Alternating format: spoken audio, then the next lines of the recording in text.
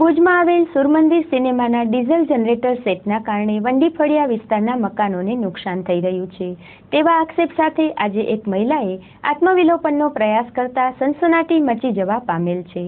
જિલ્લા પંચાયતની સામે આવેલ સુરમંદિર સિનેમામાં લાઇટ જાય તો પણ તકલીફ ન પડે તે હેતુથી જનરેટર બેસાડવામાં આવેલ છે।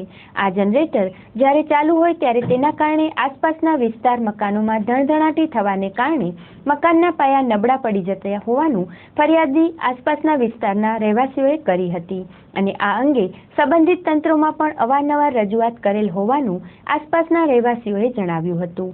તેમ છતાં સિનેમાઘરના સંચાલકો દ્વારા આ જનરેટર દૂર કરવાની કોઈ કામગીરી હાથ ધરવામાં નહીં આવતા આ વિસ્તારમાં રહેલ શર્મિલાબેન પરમાર નામના મહિલાએ તમામ સંબંધિતોને અરજી કરી આ મામલાનો નિકાલ ન કરવામાં આવે તો આત્મવિલોપન કરવાની ચીમકી આપી હતી।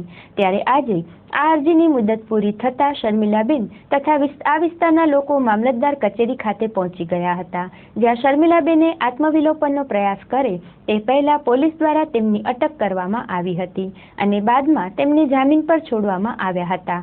શર્મિલાબેન તથા આ વિસ્તારના લોકોએ તેમની સમસ્યા વર્ણવતા ચંચળ ન્યૂઝ સાથે વાત કરી હતી। મારા ઘરની બાજુમાં સુરમંદિર ટોકીઝ આવેલી છે, તેને અમને પૂછ્યા વગર રાતોરાત જનરેટર અમારી હદ ખોદીને જનરેટર બેસાડી દીધું છે। અમે કેટલી વાર એની પાસે રજૂઆત કરવા ગયા કે ઉપાડી લઈશું, છતાં પણ એને ઉપાડ્યું નહીં। 1 વર્ષ સુધી રાહ જોઈ।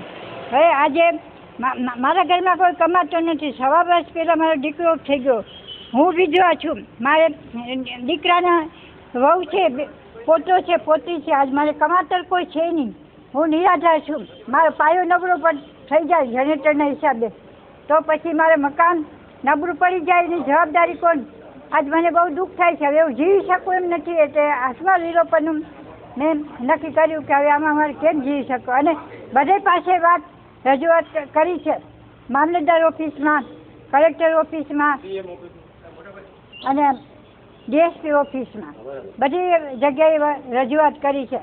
બધે મને કીધું કે ભલે તમારો કરી આપશું, હું 15 દિવસની અંદર ભલે રાહ જોઉં છું એની, નહીં તો પછી જો કાર્યવાહી ચાલુ છે એ લોકો જો મને યોગ્ય ન્યાય આપશે તો પછી હું જોઈશ।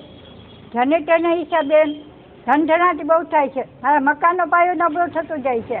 આજે મારે કોઈ કમાતા છે નહીં, મારું ઘર જો નબળું પડી જાય, પાયો પડી જાય અને ઘર પડી જાય તો પછી મને કોણ રિપેર કરાવી દે? આજ મારો કોઈ આશરો નથી, હું વિધવા છું, મારા પુત્ર આવી છે, દીકરો, મારી વહુ પણ વિધવા છે, આજ કમાતર કોઈ છે નહીં, પોતું નાનું છે, મારા 4 જણાનું ભરણ પોષણ આજે બીજાના આશરે અમે જીવી છીએ।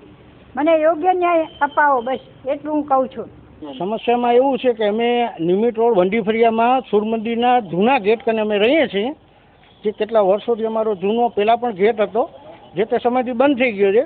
તો હાલની સંજોગે કાંઈક સુરમંદિર સિનેમાવાળા આ એક જનરેટર રાખ્યો છે, એનાથી અગાઉ કોઈક વાડીનો મશીન રાખ્યો હતો, એ આપણે કલેક્ટર સાહેબને અરજી કરી તો ખણી ગયા। હવે હાલની સંજોગોમાં આ લોકો એકદમ સાયલેન્ટ કરીને લઈ આવ્યા છે, પણ ખરેખર એ વસ્તુ સાયલેન્ટ છે નહીં। આપ જોઈ શકો છો કે આમના મકાનની બારી આ એકદમ પેક કરી નાખી છે। ભલે એ વ્યક્તિ જે હોય તે, અમને કોઈનાથી નિસ્બત નથી। વસ્તુ એ છે કે કોઈ પણ માણસને અન્યાય થવું ન જોઈએ। આ ફરિયામાં નાના છોકરા છે, અવસ્થાવાળા છે, કોઈની પરીક્ષા ચાલુ છે અને શનિવારના તો તમે જોવો જ છો કે લાઇટ તો જાય જ છે, તે દરમિયાન આખું સિનેમા આનામાં ઉપર ચલાવે છે। ખરેખર એ વસ્તુ યોગ્ય છે અને આ વસ્તુ અહીંયા તો ન જ રહે ને। આ ગેટ છે, આ ગેટની સામે આમ આટલું દબાણ કરીને રાખ્યું છે। ઓમ નગરપાલિકા કહેશે દબાણ હટાવો, દબાણ હટાવો, તો આ જનરેટર તો એને અંદર રાખે, ગમે એ જગ્યાએ રાખે, અંદર આટલું મોટું વિસ્તાર છે અને બહારના ભાગમાં લોબી છે, ત્યાં પણ એમને રેસ્ટોરન્ટ રાખ્યો છે પિઝા બનાવવાનું। કેનું બનાવવાનું? પિઝા। તો પિઝાનું રાખ્યું છે તો જનરેટરની વ્યવસ્થા કરે અને ધંધો બધાને છૂટ છે, ભલે કરે, તો આ વિસ્તારમાં ચાલે આ વસ્તુ?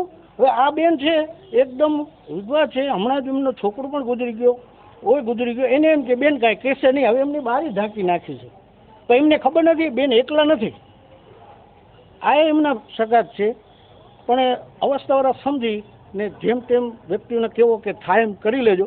ઠીક છે, અમે તો ગાંધીજીના દ્રષ્ટાંત પ્રમાણે ચાલશું, કેમ કે અમારાથી હથિયાર તો ઉપડે નહીં, અત્યારે લોકશાહી છે, અમે ગાંધીજીના દ્રષ્ટાંત પ્રમાણે ચાલશું ને ઉપવાસ માટે પણ ઉતરશું, પછી જે નિર્ણય લે તે સરકાર કે નગરપાલિકા આ વસ્તુ નહીં ચાલે એ તો નહીં જ ચાલે. આ એરિયામાં રેસિડેન્ટ છે,